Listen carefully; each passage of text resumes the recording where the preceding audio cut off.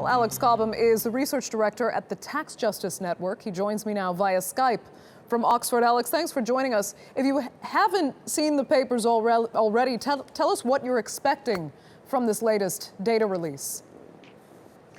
Well, it's important to say that a lot of the companies and the people named in these papers will not have committed any crime. They'll be using secrecy and anonymous companies in particular because somehow they felt that was the way to go, but it doesn't necessarily mean they were using it to commit any form of crime.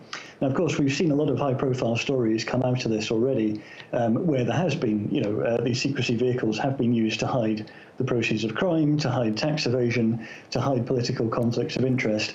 And I think as this data is now picked over by a bigger group of people, we will find even more stories of that. But certainly it's not the case that every use of it will be doing that. Where I think this goes, though, is driving more political pressure, public anger around the extent to which this type of secrecy has been abused. And that's really what we're seeing policymakers start to respond to now. We're seeing them start to respond, you're right, but do you think this will lead to dramatic change, to force governments to actually stop the use of offshore accounts in a serious way? Well, look, every 5 or 10 years, we see, a financial crisis or a major recession in some rich countries, and policymakers come out and they say, we're going to shut down tax havens, we're going to end banking secrecy.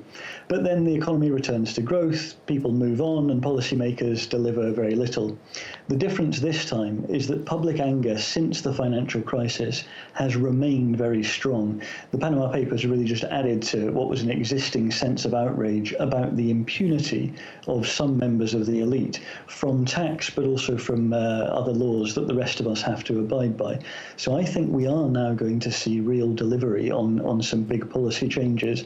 The type of policies that the Tax Justice Network have been promoting for more than 10 years are now on the global policy agenda.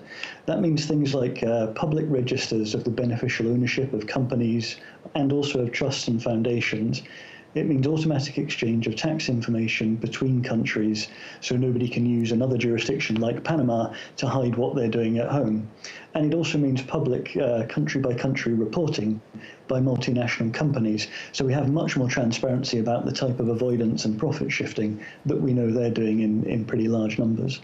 How do you think firms like Mossack Fonseca then should be handled going forward? Is it time that they are just shut down? So Mossack Fonseca, started off as a couple of guys in a couple of small offices in a city that really isn't a big part of global finance or global economics. In some ways, they're not really the problem. The reason Mossack Fonseca got so big is because of the type of big-name high street banks and other law firms around the world that were sending so much business their way. Banks like HSBC, like Credit Suisse, some of the biggest players globally. That's really where the issue is. That sort of financial intermediary taking advantage of the kind of secrecy services that Mossack Fonseca offered. I think we're going to see increasing scrutiny, both of big banks, but also of the big accounting firms, asking them, have you really been playing by the rules when so many of your customers and clients seem to have taken advantage of these secrecy services because you've been selling them?